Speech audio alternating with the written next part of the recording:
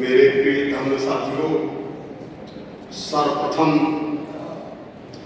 महाकारुणिक करुणा के सागर, धरती के प्रथम वैज्ञानिक, महामानव तथागत भगवान बुद्ध एवं नारी के मुक्तिदाता, गूंगे को जबान, बहरे को कान, नारी को सम्मान, भारत को सुंदर संविधान देने वाले सिंबल अपनाने परम पूज्य बोधिसत्व बाबा साहब डॉक्टर भीमराव अम्बेडकर के चरणों में श्रद्धा सुमन अर्पित करते हुए मंच पर विराजमान भिक्षु संघ को पंचांग प्रणाम करते हुए मैं अपनी बात को दूर दराज से आए हुए उपासक उपासिकाओं आप सभी का तथागत भगवान बुद्ध की धरती देवोदय से मैं आपका हार्दिक स्वागत और अभिनंदन है भिक्षु संघ के तरफ से। साथियों, उपासक उपासिकाओं, ये धरती जो है ये तथागत भगवान बुद्ध की धरती है। आगे बात कहने से पहले मैं इस धरती के बारे में अपने जीवन की एक वृत्तांत बात बताना चाहता हूँ। 3-4 अप्रैल 2015 को नागपुर में अंतर्राष्ट्रीय बौद्ध ऊना में अंतर्राष्ट्रीय बौद्ध सम्मेलन हो रहा था। उसमें उत्तर प्रदेश के 2 आदमी प्रतिनिधित्व करने वाले थे।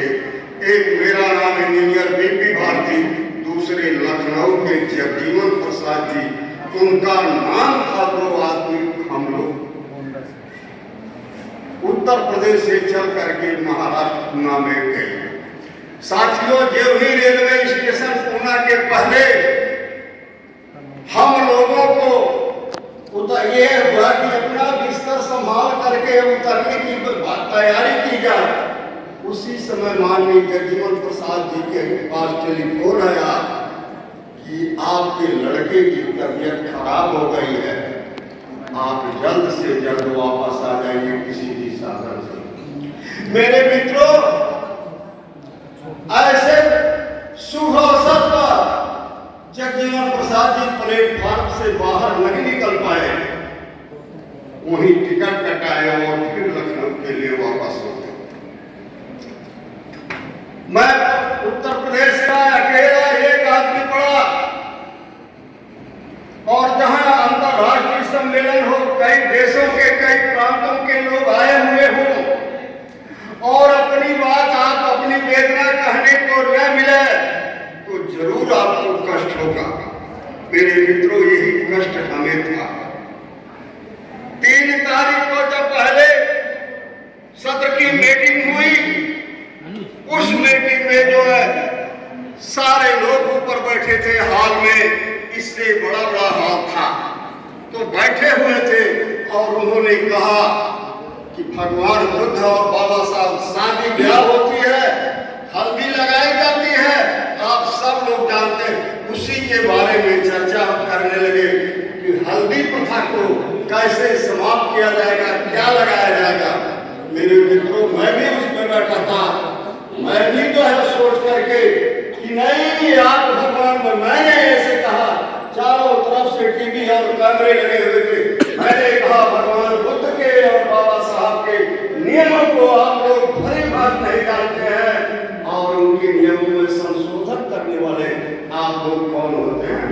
मेरे मित्रों, जब इस तरह की बात, इस तरह का हाथ आया फोन पर तो सारे लोग चौंकना हुए। दूसरे टाइम जब मीटिंग हुई तो जैसे बगल में कोई बैठता है इधर उधर, तो उसके बगल में कोई वक्ता बोलता है, अपनी बात कहता है, तो उस आदमी को अगर समझ आती है या नहीं समझ आती है तो अपने बगल वाले से बात करना शुरू कर देता है। तो एक जंजावड़े वहां संचालन करने वाले थे, उन्होंने कहा कि आप डिस्टर्ब कर रहे हैं, उत्तर प्रदेश से आकर के आप डिस्टर्ब कर रहे हैं।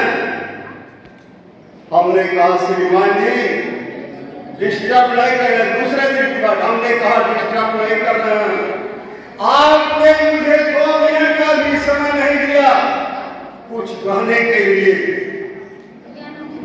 तो दूसरे दिन कर्नाटक के मिलिंद गुरु जी थे, मिलिंद गुरु जी कर्नाटक के रहने वाले थे, उनका नंबर आया। उनके नंबर के बाद मेरा 2 मिनट का मुझे नंबर दिया गया। उस समय ट्रस्टी चेयरमैन पीजी ज्योतिकर जी थे।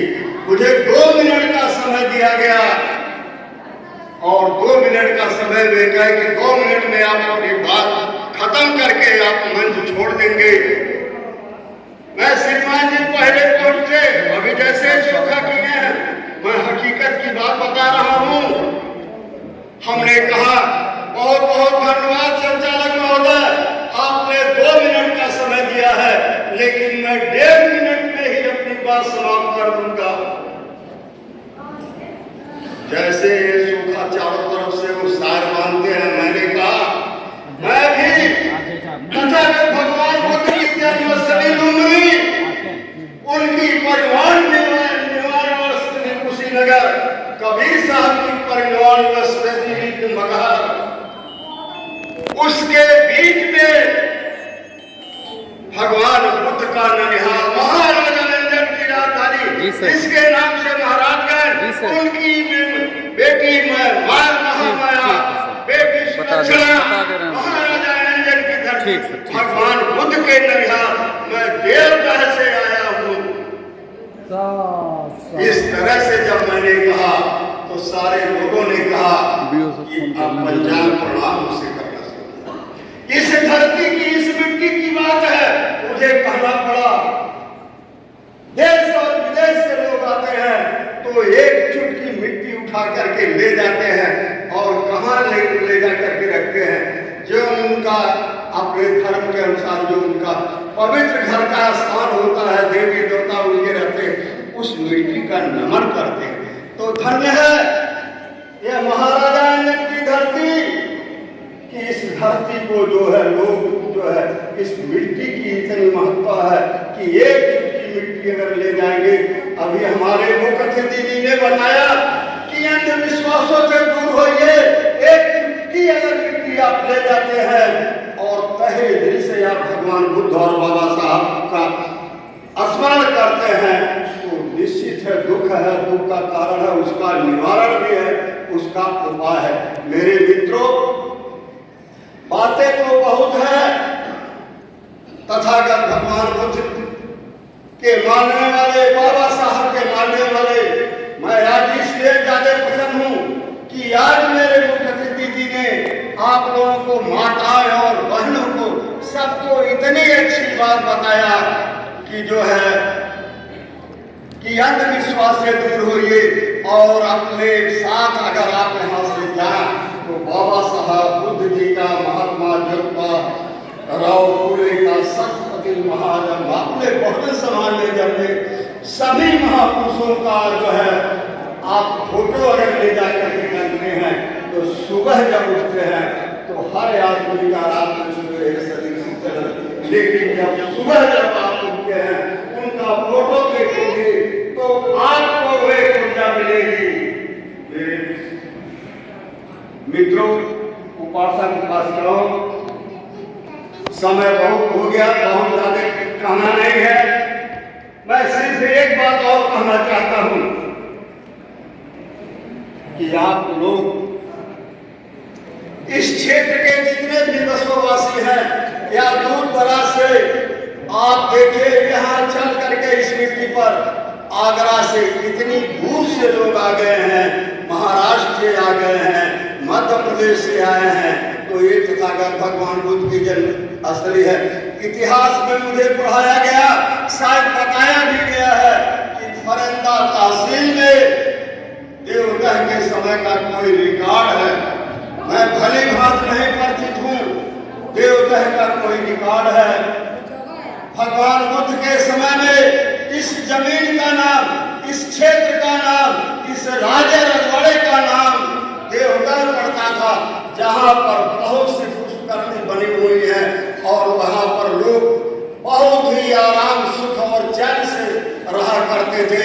लेकिन देवदह के बाद, भगवान बुद्ध के बाद जब इस जमीन पर, इस भारतवर्ष में मुगलों का आक्रमण हुआ, तो मुगलों का जब आक्रमण होगा तो देवदह का नाम मिटा करके आज देखिए जैसे राजनीति में चल रहा है, अपने बहुजन समाज के महापुरुषों का फोटो, महापुरुषों के नाम पर जिले, वहां तहसील, ब्लॉक इकाई या हॉस्पिटल, यूनिवर्सिटी, विश्वविद्यालय बहुजन समाज के महापुरुषों के नाम से बनाए गए हैं। उनको दूसरे लोग जो आज नाम बदल दे रहे हैं, उसी तरह से मेरे मित्रों, जब मुगलों का यहाँ आक्रमण हुआ, मुगलों का शासन हुआ, तो देवदह का नाम बदल करके उन्होंने इस जगह का नाम बनारस रखा। आप लोग कहानियां राधा और उदय के ब्याह में सुनते होंगे, राजा बनारसगढ़ का किला सुने हैं कि नहीं सुने हैं? राजा बनारसगढ़ का किला मुगलों के समय में इस जगह का नाम बनारसगढ़ था। मेरे मित्रों, जब मुगलों का राज खत्म हुआ, अंग्रेजों का शासन आया, तो इस जगह का नाम जो है बनरसिंहा कला और बनरसिंहा कुर्द के नाम से हो गया। आज हम लोग कहीं से भी आते हैं तो बनरसिंहा कला के नाम से ही यहाँ आते हैं। देवदह को लोग कम जानते हैं, हम लोग जानते हैं कि मुरली जाना है, बनरसिंहा जाना है।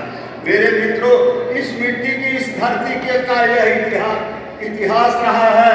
आगे मैं बता करके मैं आप सभी लोगों का भिक्षु संघ के तरफ से सभी उपासक और उपासिकाओं को बहुत बहुत साधुवाद देता हूँ।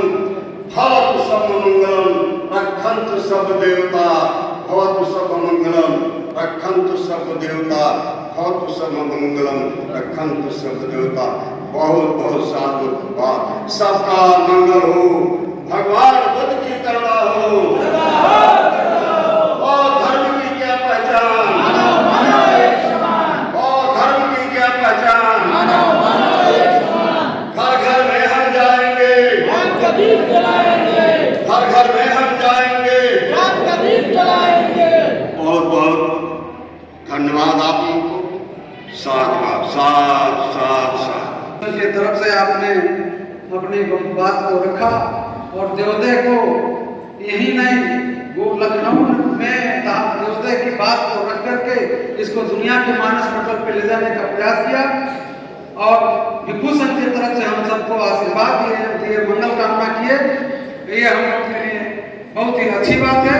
इसके बाद हम निवेदन करेंगे कि इस कार्यक्रम के अध्यक्ष, आज के अध्यक्ष आदरणीय जयराम आदरणीय कोहली साहब, राम ललित कोहली जी, आप आए और अपने बात को रखें, अपने ख्याल को रखें और कार्यक्रम को आगे बढ़ाने के लिए कुछ भिक्षु संघ का आदेश